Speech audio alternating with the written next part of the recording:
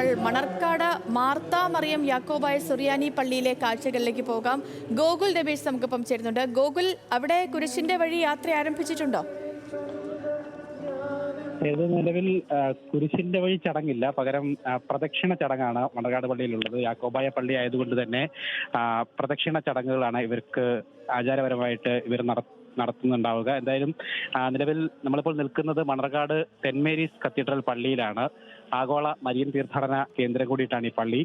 നിലവിൽ യാക്കോബായ സഭയുടെ കാതോലിക്ക ബാവ ഇവിടെ മുഖ്യ കാർമ്മികത്വം വഹിക്കുന്നുണ്ടാവും. അദ്ദേഹം 7:30 മണിയോടുകൂടി ഇവിടെ എത്തിയിട്ട് പ്രാർത്ഥനാ ചടങ്ങുകൾക്ക് നേതൃത്വം നൽകുമെന്നാണ് നമുക്ക് അറിയാനായിട്ട് സാധിക്കുന്നത്. ഇവിടെ പുലർച്ചെ 5 മണി മുതൽ തന്നെ ഈ ദുഃഖവെള്ളിയുമായി ബന്ധപ്പെട്ട ചടങ്ങുകൾ ആരംഭിച്ചിട്ടുണ്ടായിരുന്നു.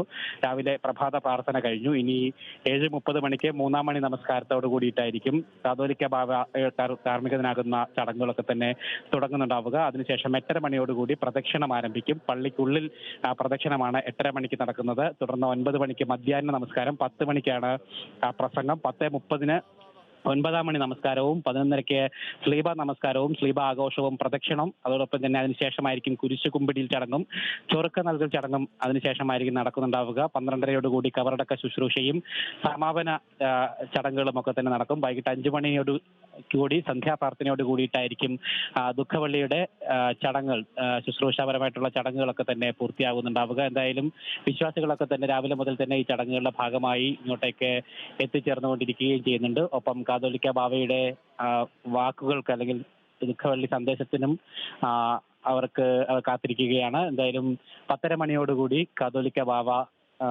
ഈ ദിവസത്തിന്റെ പ്രധാനപ്പെട്ട സന്ദേശം നൽകും എന്നാണ് അറിയിച്ചിരിക്കുന്നത്. 7:30 മണിയോടുകൂടി അദ്ദേഹം ഈ പള്ളിയിലേക്ക് എത്തിച്ചേരും. അതിനുശേഷം പ്രാർത്ഥനാ ചടങ്ങുകൾക്ക് അദ്ദേഹം തന്നെ നേതൃത്വം നൽകുകയും ചെയ്യും. ഓശാന ഞായറിനും കാതോലിക്ക ബാവ തന്നെയായിരുന്നു മണർകാട് പള്ളിയിൽ ചടങ്ങുകൾക്ക് നേതൃത്വം നൽകുകയുണ്ടായത്. എന്തായാലും ഏറെ വിശ്വാസപരമായിട്ടുള്ള അല്ലെങ്കിൽ പ്രാർത്ഥന നിർഭരമായി തന്നെയാണ് ഈ ഒരു ദിവസത്തെ വിശ്വാസികൾ ഇവിടെ പള്ളിയിൽ എത്തിക്കൊണ്ട് വരവേൽക്കുന്നതുകയും അതിന്റെ ഭാഗമാവുകയും ചെയ്തുകൊണ്ടിരിക്കുന്നത്.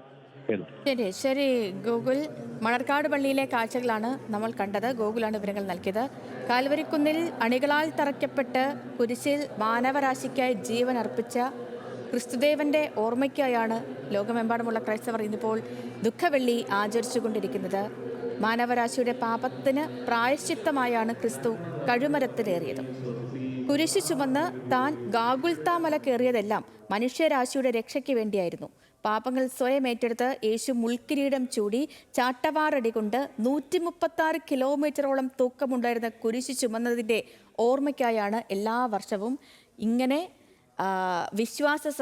വിശ്വാസികൾ കുരിശിൻ്റെ വഴിയെ പോകുന്നതും ദുഃഖവെള്ളി ആചരിക്കുന്നതും. ഈ ദിവസം മുഴുവൻ പള്ളികളിൽ പ്രാർത്ഥനയാണ്.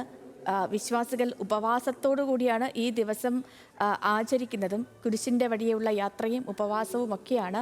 ആ ത്യാഗത്തിൻ്റെ ഓർമ്മയ്ക്ക് മാനവരാശിയുടെ പാപങ്ങൾ ഏറ്റെടുത്തുള്ള ദൈവപുത്രൻ്റെ കുരിശ് വരിക്കൽ ആ ചടങ്ങ്, ആ ഓർമ്മയിലാണ് വിശ്വാസ സമൂഹം എല്ലാ വർഷവും ദുഃഖവെള്ളി ആചരിക്കുന്നത്. പള്ളികളിലെ കുരിശിൻ്റെ വഴിയെ യാത്ര, പ്രദക്ഷിണം, ഈ ചടങ്ങുകളാണ് നമ്മൾ കാണുന്നത്. ഇതിപ്പോൾ പാളയം പള്ളിയിൽ നിന്നുള്ള കാഴ്ചകളാണ്. പാളയം പള്ളിയിൽ നിന്നും ആരംഭിച്ച കുരിശിൻ്റെ വഴി യാത്ര അത് പുരോഗമിക്കുന്നു. ആ യാത്ര മുന്നോട്ട് പോകുന്നു.